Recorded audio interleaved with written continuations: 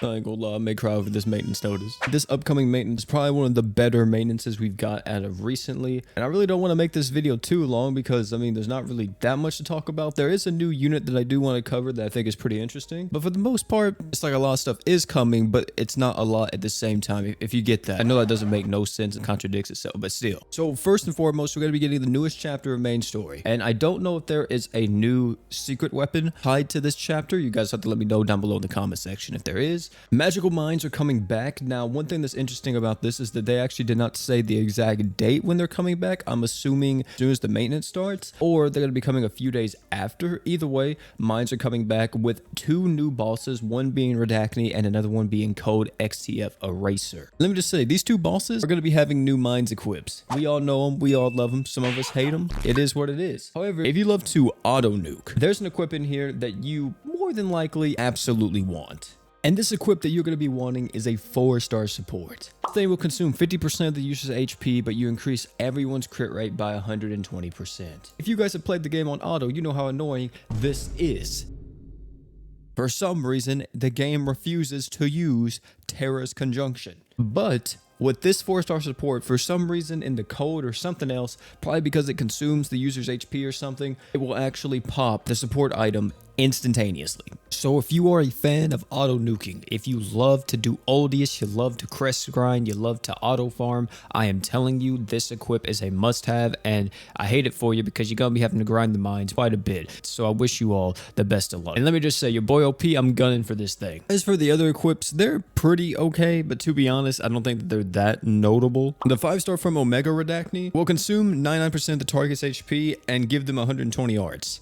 You may think this is really bad, but this actually guarantees someone like Sistina to instantly enter Majesty mode, but this still takes up a 5-star support slot that you could probably use for anything else. And that's all I'm going to talk about for the mines. The other equips, like the ones from the Eraser boss, really aren't too great. You guys can look at them yourselves once they actually come out. But I'm just going to be honest with you. Don't get your hopes up. They're not good, like, at all. Next is Auto Loop, ladies and gentlemen. If you don't know what Auto Loop is, if you've been sleeping under a rock, Auto Loop is that thing if you watch any Japanese player play or you see screenshots from Japan, mostly everyone is doing this on Crest. And what this allows you to do is this will instantly repeat a stage. And by the way, this works for events. This works for Crest Palaces. Anything that you can completely clear and repeat on auto, this will work for. It's especially good when grinding for crest because, let's say for an example, Oldius is an extremely easy crest boss to actually auto, and you constantly not having to back out and go back into it means that you eliminate so much time, plus you just let the auto feature do it. You can literally leave it on auto and you go do something else.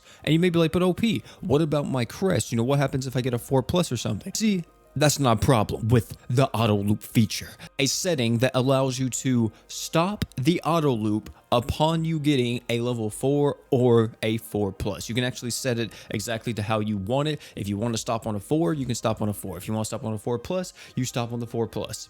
So it's really, really great. The only downside to auto loop is that it does have a limit in terms of how many runs you can do at once. You can only do 30 runs at once, then you have to set it up again. But still, that is 30 runs of you not having to pay attention to it, and it just goes. It's a really great feature, and I think it's going to be a godsend for all of my people out there that have been crest farming and all that and possibly using macros or whatever.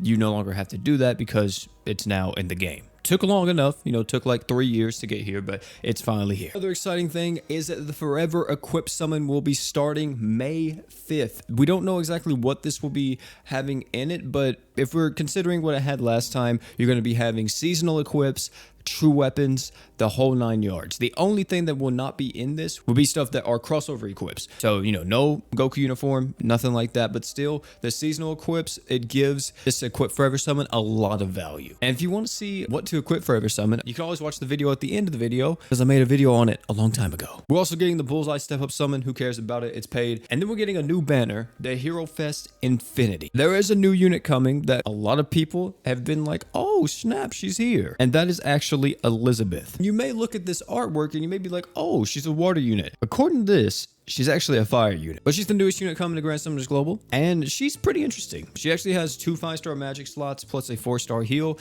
and her whole gimmick is actually reducing the enemy's damage resist. It's on her skill, she's able to reduce the enemy's damage resist. On her art, she increases everybody's max HP and reduces the enemy's burn, poison, and disease resistance.